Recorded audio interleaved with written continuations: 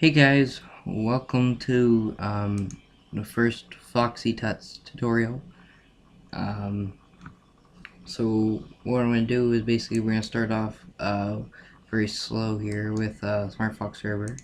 And we're going to go ahead and go in the config. I've already made some changes. This is basically already from my game that I'm already in production with, but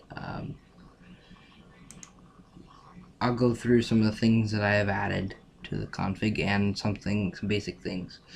Okay, so first thing you'll see is this here. This is called note. If you don't understand, I recommend you learn some coding first, some basic XML and HTML, and of course ActionScript too. Then you'll see the it starts the HTML, their custom tag here, the XML, and then it'll start the server setup.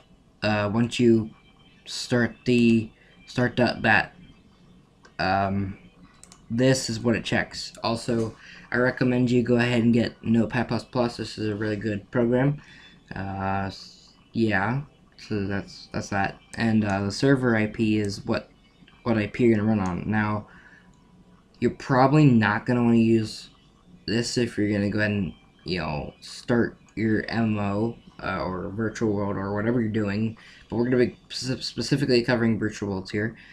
But whatever you're doing, if you want to test it, then you probably want to use the local hosting IP, which is 127.0.0.1. If you're not locally, if you're not locally doing this, then one of these times we'll, at the end of our tutorials, we will do a tutorial on how to upload Smartfoxserver to your VPS and get it running there, which is actually not that hard. It's more complicated in the documentation than it needs to be, in my opinion, but yeah, we'll work all that out. And the server port, you probably just want to leave this by default to 9339. If you want to change it, go ahead, but you're going to have to change a couple things, and I'm not going to go through that because that would be pointless, and just, yeah. Also, to run Smartfoxserver on the local, I think you're probably going to need to open this port. I'm not sure. Depending on what IP you're using, you'll probably have to open this. I don't know if on localhost. I don't really test on localhost. I kind of just go ahead and do server-side type stuff in the Flash itself. So we'll get to all that though. This I really recommend you don't change any of this stuff right here. This is just some stuff that I recommend you do not change. It's just pretty important not to change it. All right. Now, anti-flood. Basically, what this does is it'll the minimum message time. So basically, if you send a message after 1,000 or 1,000 seconds, I guess I think it's measured in seconds. Or no, it's 5. So basically, what it's saying here is that the minimum message time is 5, but the maximum is 1,000, I guess, or something like that. If you want to go ahead and read up on that, go ahead. I don't really use the anti-flood, so I don't really care about it. But if you want to read up on that, I'll give you guys a link in the description below. But basically, what this does is it'll kick or ban somebody for flooding. So basically, flooding is like spamming. Basically, is what it is. The chat. I don't use it. Now, the bad word filter. If you're gonna make a MMO, I recommend you use it. Yes, there are some bad words here, obviously, because it's called the bad words filter. I said it's true. It's default false. And the filter mode, you can choose. Filter is basically like it'll strip the characters. You'll still be able to see the bubble. I use remove because the bubble won't even show up on other people's screens, and nothing will show up. So I use that because I don't want to strip the characters. So, and then here, if you're gonna use filter, this is what characters it'll strip from stuff, and this will also help for like if you don't want people to use like these things here on your virtual world, it'll strip it. Apparent, I guess. Or no, this is yeah, that's what it does. And the warnings, I set them to false because I don't want anybody warned first. I want them to be kicked and then banned automatically, immediately. So I don't use any warnings. You can. It's just they won't. They'll only have like a warning, then a kick, then a ban. And it's pretty much pointless to use a warning if you're gonna want to ban them automatically. You can filter room names as well. We'll get into that. And you can also filter usernames. Like if somebody tries to sign in with a bad username, it'll show them a custom error. And the warnings before kick, again, I'd set this to false, but make sure you do not set this to 0, because it'll mess everything up. It'll bug stuff out. So don't set to 0, keep it at 3, but just set warnings to false. That's all you need to do if you don't want to use warnings. Alright. The warning message, keep default, even if you're not going to use them and you're going to put that to false, just keep it there. Just keep it there. And the kick message, this is what comes up if they're kicked for swearing. It'll also log it in like your CMD or in your logs. We'll get into that later too. The ban message, this is what it'll log that to in CMD, and basically it's what shows up if they're banned. This is basically the ban delay. It bans them after, and then the time span that you want to wait for them to wait to be banned. Okay, and this is the predefined bad words list. So if anybody says any of these things, they'll be banned. Now I would recommend just adding onto this list because there's way more swear words than that, and yeah, it sucks that you can't just have every like swear word automatically. Sorry about that, guys. Every swear word automatically filtered, but that would be pretty much cutting your work out for you, and nobody wants to do that anymore. So, and I mean, would you, if you were to make a socket server this big, would you wanna, cut their work out for them? And they basically already have. So yeah, So then the ban cleaning, I just recommend you keep that at auto. I'm not really sure what that does, but keep it at auto.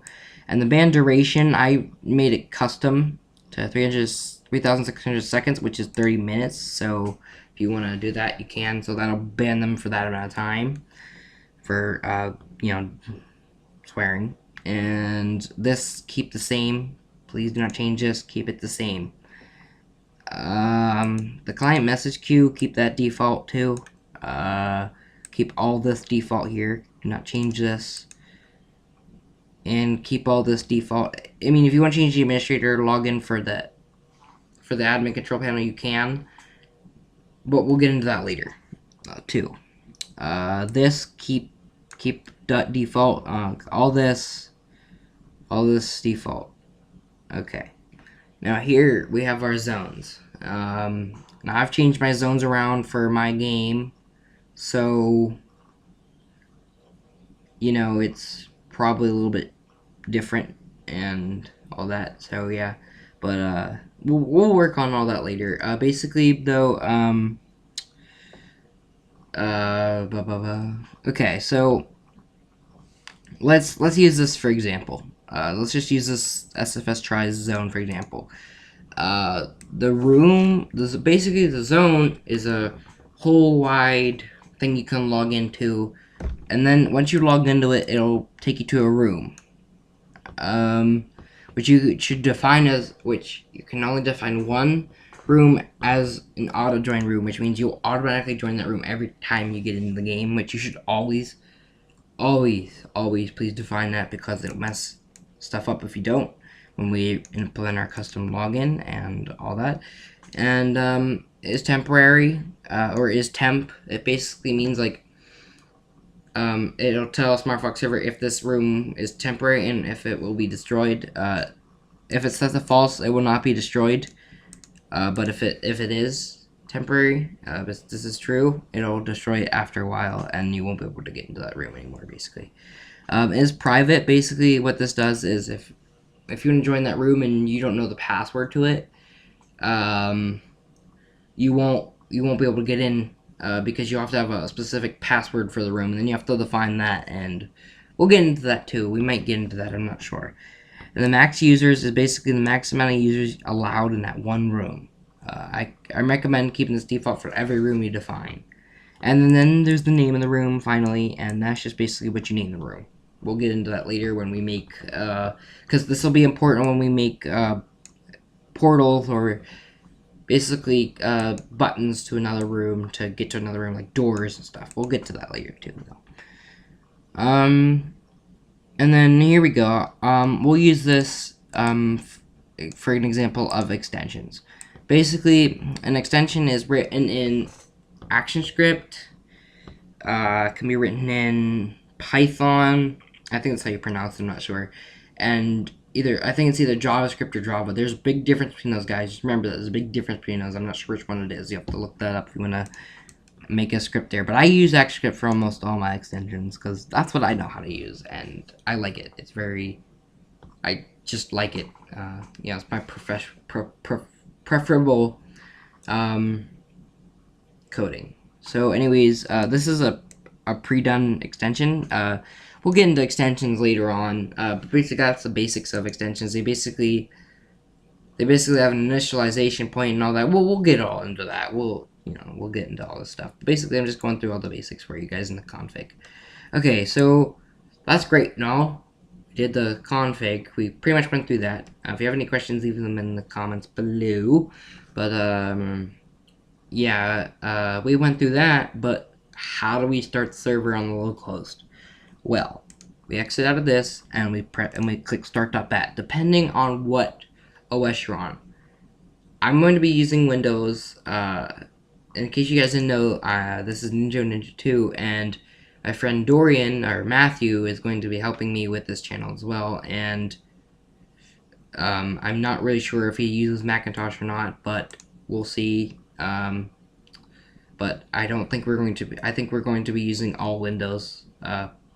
So yeah, if you have a Mac, I'm sorry. The only place we might use a different OS is on uploading it to a VPS. That's it. That's all. So yeah, but you just basically double click the start.bat and it'll open up a CMD. If you have any errors of any kind, let me know in the comments below and I'll help you try to fix them.